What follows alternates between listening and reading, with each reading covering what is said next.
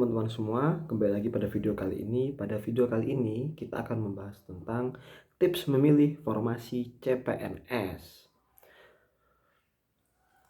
Untuk sebelum kita mengikuti seleksi CPNS, tentunya ada beberapa tahapan yang harus kita lalui. Salah satunya adalah tentang pengumuman terkait dengan formasi yang dibutuhkan. Nah, di dalam memilih formasi tentunya diperlukan cara yang efektif, diperlukan pertimbangan yang matang, diperlukan kualifikasi pendidikan dan lain sebagainya. Nah, paling tidak saya merekomendasikan empat tips ya di dalam memilih formasi CPNS. Oke, yang pertama adalah dalam memilih formasi CPNS, yang pertama adalah paling penting adalah kualifikasi pendidikan. Nah, kualifikasi pendidikan ini menjadi syarat pertama sebelum kita menentukan formasi apa yang kita pilih.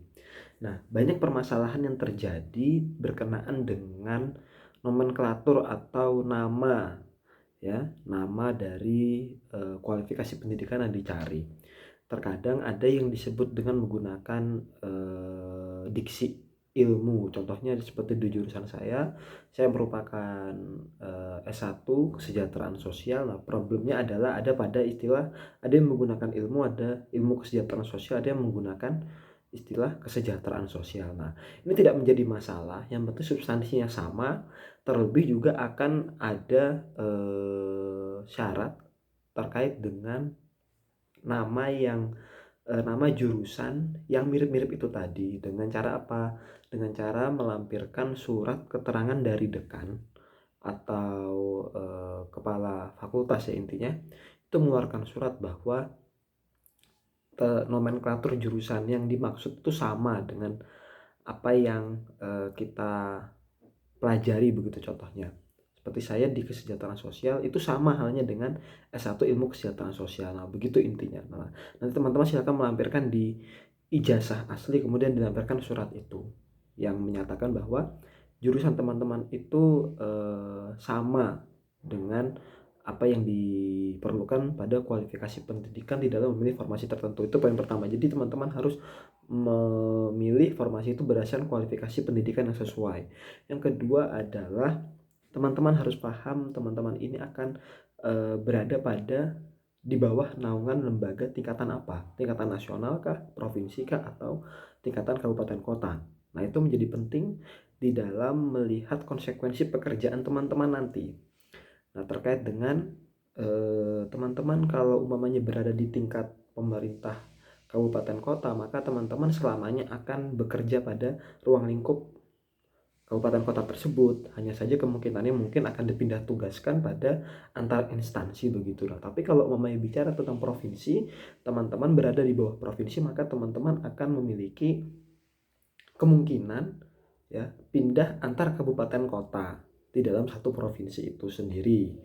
Seperti ada pada unit-unit pelayanan teknis contohnya yang ada di dalam satu provinsi itu antar kabupaten kota. Jadi teman-teman sewaktu-waktu akan bisa dipindah antar kabupaten kota dalam satu provinsi itu. Baru kalau tingkat kementerian, teman-teman ada kemungkinan akan bertugas lintas provinsi di dalam suatu negara. Di Indonesia saja begitu. Makanya hari ini tahun ini ditugaskan di Provinsi Jawa Timur, kemudian 5 tahun ke depan karena ada suatu kebijakan akan ditugaskan di Kalimantan. Nah, itu teman-teman harus siap. Nah, baru yang ketiga adalah unit penempatan kerja. Nah, unit penempatan kerja ini menjadi penting. Kalau sebelumnya saya sampaikan bahwa tingkatan itu penting dalam artian teman-teman harus paham akan konsekuensi pekerjaan yang akan teman-teman laksanakan nanti. Sehingga tidak kaget apabila terjadi kebijakan-kebijakan yang mengharuskan teman-teman untuk berpindah-pindah antar wilayah begitu. Nah, baru yang ketiga ini adalah tentang unit penempatan kerja. Unit penempatan kerja di pengumuman formasi itu sudah sangat jelas teman-teman akan bekerja di mana. Nah, sudah akan bekerja di mana, tapi kita juga harus siap terhadap konsekuensi apabila kita tidak sesuai dengan unit penempatan kerja yang kita pilih. Karena ada beberapa kejadian yang teman saya alami adalah bahwa mamanya di dalam unit penempatan kerjanya ada di kota A, Umpamanya anggaplah dinas sosial provinsi begitu contohnya. Nah, dinas sosial provinsi itu memiliki provinsi Jawa Timur, umpamanya begitu. Nah, dinas sosial provinsi Jawa Timur itu memiliki unit pelayanan teknis di kabupaten kota sesuai dengan pelayanan khusus ya, pelayanan khusus dalam artian di kota A seumpamanya ada pelayanan khusus untuk penyandang disabilitas, di kota B ada pelayanan khusus untuk remaja. Nah, yang patut difahami adalah itu bisa saja berubah karena kondisi dan kebijakan dari pimpinan. Karena bisa-bisa saja kita tidak ditempatkan sesuai dengan di penempatan kerja karena alasan tertentu. Nah, itu teman-teman pun juga harus siap di dalam melaksanakannya begitu. Nah, baru juga yang keempat adalah memilih formasi. Ini mungkin tidak banyak yang menjelaskan, tapi bagi saya menurut saya ini penting untuk disampaikan adalah berkaitan dengan pendapatan. Nah, pendapatan ini kalau sepemahaman saya nanti teman-teman bisa komentar ya. Apabila saya salah mohon diberikan jawaban yang tepat begitu. Nah, ini bicara tentang pendapatan. Nah, pendapatan untuk seluruh CPNS, untuk seluruh PNS gaji pokoknya itu sama teman-teman semua, tetapi bicara tunjangan semakin tinggi tingkatannya itu semakin tinggi juga pendapatannya, dan juga semakin tinggi juga konsekuensinya atau resikonya yang harus bukan resiko, saya bilang tantangannya itu juga lebih tinggi, yaitu tadi harus siap berpindah tempat. Nah, baru yang terakhir adalah melihat keempat kondisi tersebut. Nah, maka yang kelima adalah musyawarah. Nah, musyawarah ini menjadi penting di dalam menentukan formasi teman-teman semua.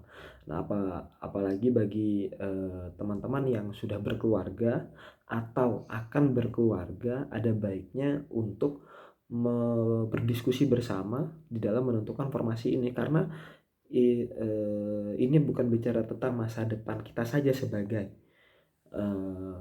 PNS, tapi juga masa depan kita di dalam berkeluarga ini juga penting. Maksudnya tidak bisa dianggap remeh, sehingga paling tidak dengan kelima alasan ini bisa menjadi pertimbangan teman-teman di dalam menentukan pilihan formasi yang tepat. Oke, mungkin hanya itu saja yang bisa dapat saya sampaikan. Semoga bermanfaat. Jangan lupa like, comment, dan subscribe. Wassalamualaikum warahmatullahi wabarakatuh.